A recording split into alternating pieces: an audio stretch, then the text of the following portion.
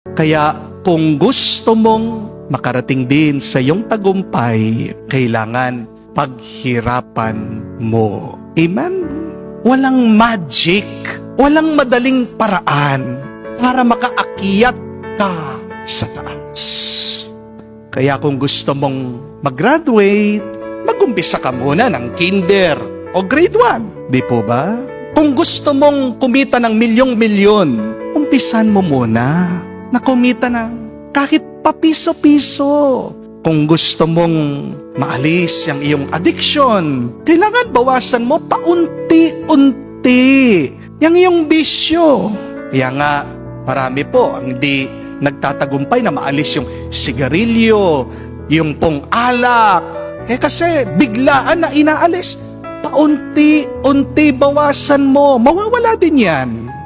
Hindi mai-inlove ang iyong asawa sa'yo kung nakakaligtaan mong gawin yung mga maliliit na bagay, yung simpleng halikan mo lang siya, yakapin mo lang siya, kumustahin mo naman, kausapin mo naman yung iyong asawa. Nakikinig ka ba sa kanya? Bago ka makaakyat, bago ka makaangat, mag-umpisa ka muna sa baba.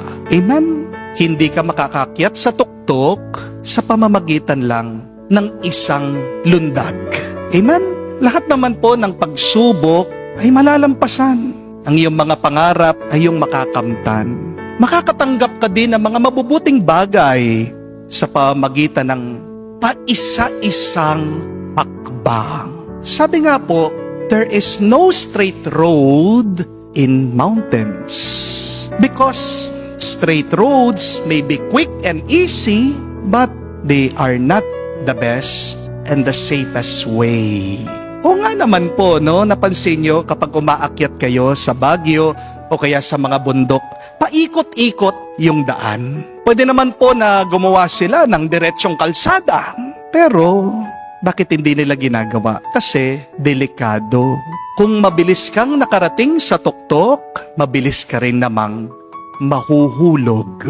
Amen? Mga kapatid, huwag kang mag-alala kung matagal man, mabagal man ang pagdating mo sa tuktok kasi hindi ka naman nag-iisa. Kasama mo ang Diyos na umaakyat, naglalakbay sa buhay na ito. Kung nga si Jesus nagpagod na umakyat, diba? Dapat ikaw din marunong kang magtiyaga, magpagod at magsakripisyo. Sumunod ka sa yapak ng Panginoon. Tandaan mo, abot kamay mo naman ang tuktok ng bundok kung aakyatin mo lang ito. Pero kung titignan mo lang, mangangarap ka lang, mananaginip ka, wala ka namang gagawin, mananatili ka dyan sa paanan ng bundok. Walang mangyayari sa'yo. Just keep putting one foot after the other. And then one day, when you look back, you will be surprised. You have already conquered a mountain. Paunti-unti, makakamtan mo din ang iyong tagumpay. Makakarating ka din sa tuktok. Yan din naman ang pangarap ng Diyos para sa iyo.